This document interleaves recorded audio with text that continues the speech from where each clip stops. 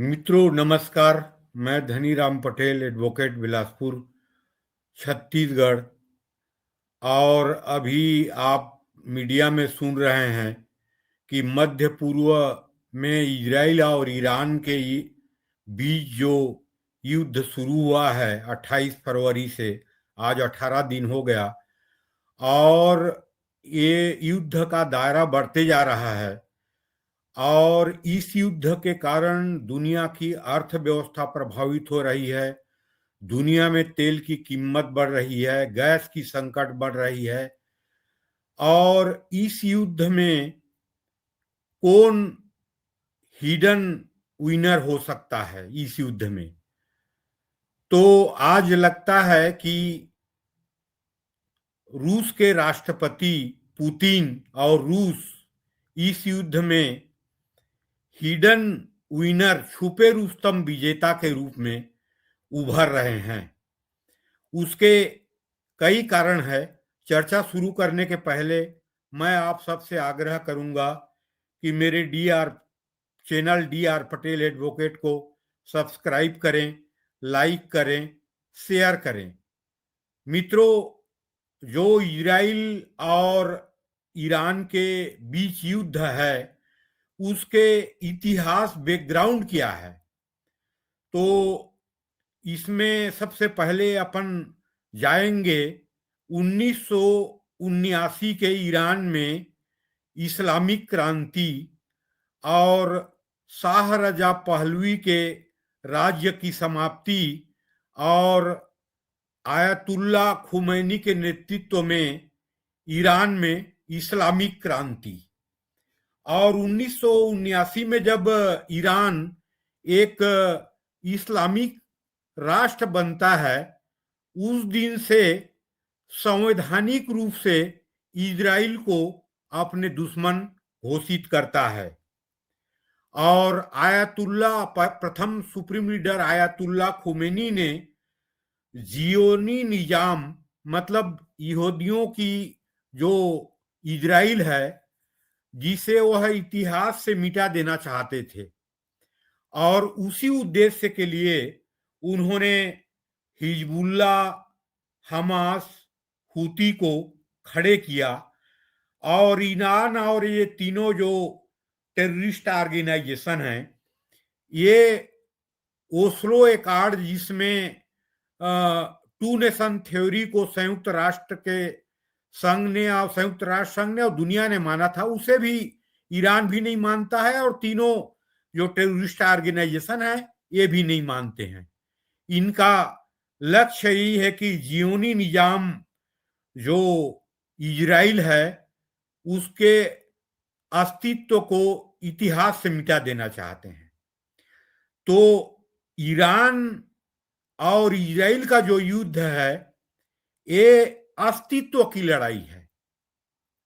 और इस लड़ाई की जो दायरा है वो बढ़ते जा रहा है। साथ में अमेरिका भी है।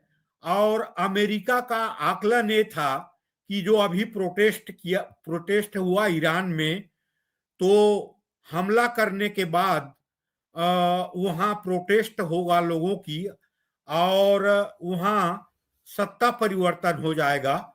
और प्रथम दिन के हमले में ही खामेनी की जो हत्या किया गया और सुप्रीम लीडर को समाप्त कर दिया गया। और ट्रम्प का आकलन था कि ये युद्ध ज्यादा दिन नहीं चलेगा और ईरान को 10 से 12 दिन में कंट्रोल कर लेंगे। लेकिन आज ट्रम्प को भी स्वीकार करना पड़ा कि मिलिट्रीली ईरान इतना ताकतवर है, हमने आकलन नहीं किया था उसके पावर को, करके आज स्वीकार किया। ट्रम्प की तो नीति ही ऐसे रही है, क्या बोलना है, क्या करना है, उसकी जो दिशाहीन नीति है उसके बारे में क्या कहना। लेकिन ईरान और इजराइल का जो लड़ाई है वो अस्तित्व की लड़ाई है दोनों की। लेकिन यहां पे ईरान इजराइल युद्ध में जो रूस है और राष्ट्रपति पुतिन है वो हिडन विनर बन रहे हैं, छुपा रुस्तम विजेता बन रहे हैं। उसके कारण है कि जो पिछले 4.25 साल से यूक्रेन और रूस के युद्ध चल रहा था, इस दौरान रूस ने यूक्रेन के लगभग 5 प्रांतों को कब्जा कर लिया, क्रीमिया से लेके खेरसान तक।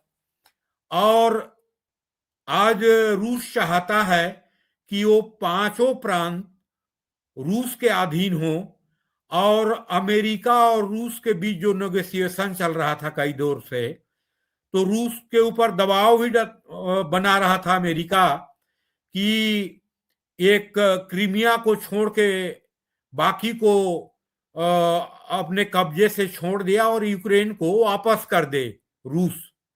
लेकिन आज जो हिडन विनर बन रहे हैं रूस के राष्ट्रपति पुतिन, इसमें कोई संदेह नहीं है। आज निगोशिएशन रुक गया है। आज रूस के खिलाफ जो सैंक्शंस लगाए थे अमेरिका ने, वो सैंक्शन भी आज अमेरिका उठाने के लिए तैयार है। और चाहे यूरोप हो चाहे भारत हो, तेल रूस से आयात करने के लिए जो सैंक्शन लगाया था उसमें भी छूट दे दिया है। हालांकि उसके सैंक्शन को भारत नहीं मान रहा था, उसमें भी छूट दिया है। और आज जो अभी पिछले 3-4 साल में रूस दूसरे नंबर के सबसे बड़े तेल निर्यातक था, और उसके 3 सबसे बड़े ग्राहक थे, जिसमें एक था चीन, दूसरे नंबर पे भारत, और तीसरे नंबर पे जापान, ब्राजील, मैक्सिको, और दूसरे नंबर के सबसे बड़े तेल निर्यातक था। अभी अमेरिका के दबाव में चीन, भारत तो माने नहीं थे, लेकिन भारत ने इंपोर्ट को आधा कर दिया था। जो 40% तेल आयात करता था पेट्रोल, वो 20% कर दिया था। लेकिन युद्ध के कारण और युद्ध में जो तेल और गैस की जो संकट है और अमेरिका के नीति में जो बदलाव आया है मजबूरी के कारण, तो निश्चित ही अगले 1-2 महीना में रूस दुनिया के सबसे बड़े तेल एक्सपोर्टर होगा। और यूरोपियन कंट्री भी, भारत भी, चीन भी और दुनिया के कई अन्य राष्ट्र हैं, तेल और गैस रूस से आयात करेंगे। तो अभी यूक्रेन और रूस के बीच जो 4.25 साल से युद्ध चल रहा है, उसके जो डैमेज हुआ है रूस को आर्थिक रूप से, उसकी पूर्ति कर लेगी। और तेल आज जो $65 में था पर बैरल 28 फरवरी के पहले, आज $105 में पहुंच गया है। और ये युद्ध और 1-1.5 महीना चलता है, जो लग रहा है चलेगा, क्योंकि ईरान कमजोर नहीं हुआ है। और ईरान की जो रणनीति है वो सटीक लग रही है, और बहुत दूरगामी रणनीति बनाया है पिछले 20 साल में ईरान ने, इसमें कोई संदेह नहीं है। उसने जो ड्रोन टेक्नोलॉजी और मिसाइल टेक्नोलॉजी डेवलप किया है रूस और चीन के सहयोग से, तो ये युद्ध लंबा चलेगा। लेकिन इसमें सबसे बड़े जो डार्क विनर रूस और रूस के राष्ट्रपति पुतिन हैं, तो तेल से भी फायदा होगा रूस को अरबों डॉलर के, जो कीमत बढ़ गया है उसके कारण। और जो अमेरिका ने सैंक्शंस लगाए थे, प्रतिबंध, वो सब उड़ जाएंगे, और मजबूरी में दुनिया के सभी राष्ट्रों को रूस से तेल और गैस लेना पड़ेगा। और जैसे मैं बताया कि जो हिडन विनर बने हैं रूस के राष्ट्रपति पुतिन, वो जो यूक्रेन के जो 5 प्रांत कब्जा किए हैं, उसे भी ऐसे स्थिति निर्मित होगा कि अंततोगत्वा वो 5 प्रांत को छोड़ेंगे नहीं, वापस नहीं होगा। और मजबूरी में अमेरिका और यूक्रेन को भी लगता है कि भविष्य में रूस से समझौता करना पड़ेगा।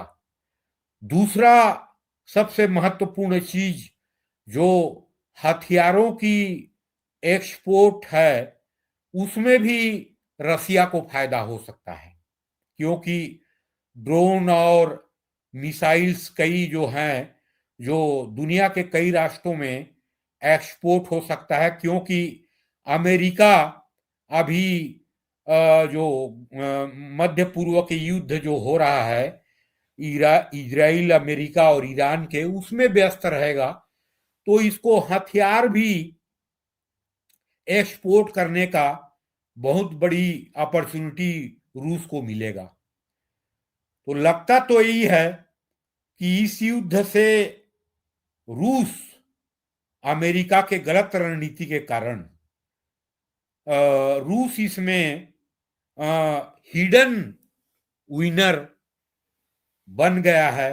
पुतिन रूस के राष्ट्रपति हिडन विनर बन गए हैं या बनने वाले हैं, इसमें कोई संदेह नहीं है।